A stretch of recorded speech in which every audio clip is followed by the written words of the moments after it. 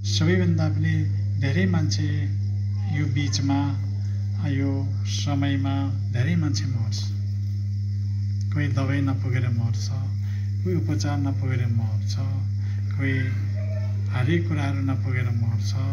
विभिन्न अकाल मृत्युबाट पनि मरिन्छ। बाटोमा हिँड्दा हिँड्दा ढलेर पनि मर्छ, आँगनमा उब्दा उब्दै ढलेर पनि मर्छ। यो अकाल मृत्यु भन्छ यसलाई। दिन प्रतिदिन गइराखेका छ। दिनमा कति हजार मान्छे गइराखेका छ। यसले गर्दाखेरि हामीले सबैभन्दा पनि तपाईँलाई के अनुरोध गर्छु भने खानपान, पानी पनि जाता पिउनु भएन।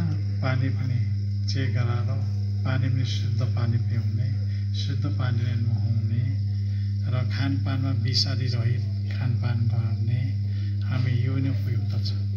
यसले गर्दाखेरि अहिले हामी बडा सुविधामुखी भयौँ। हामी भनेको बडा सुविधामुखी अब अल्छे भइसक्यो।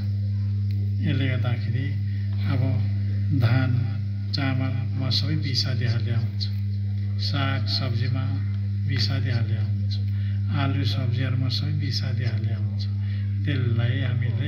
त्यसले हाम्रो शरीरलाई असर गर्छ र अब हामी झार पतिङ्गामा झार मर्ने बिखहरू हुन्छौँ, बिखहरू प्रयोग गर्छौँ।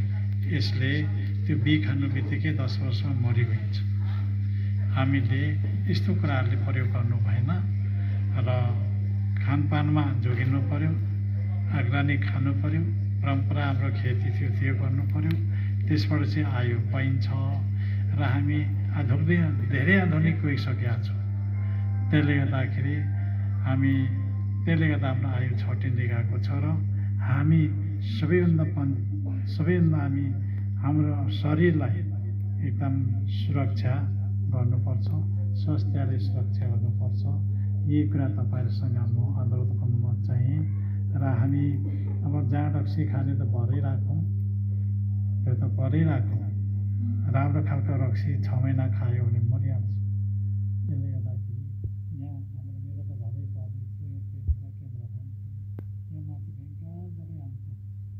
मैले भने केन्द्र होइन हो, यो दबाई हालेको बसेपछि मरिन्छ पो, यो दबाई हाल्दैछ दबाई नखानु।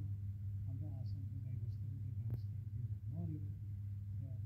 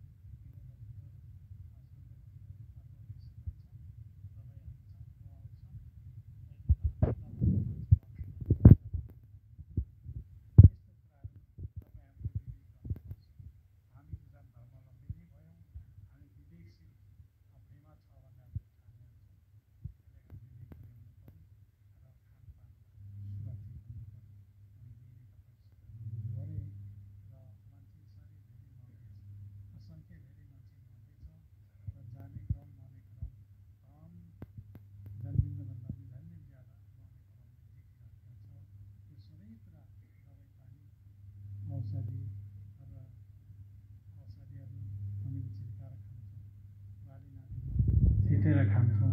त्यसको परिणाम हाम्रो आयु छट्याउँदैछ।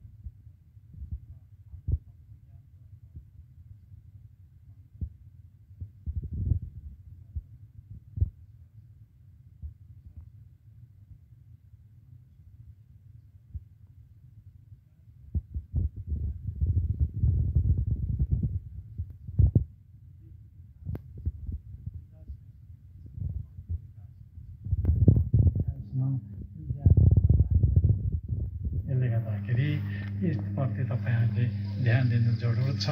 म आज हाम्रो निजी आश्रमको एउटा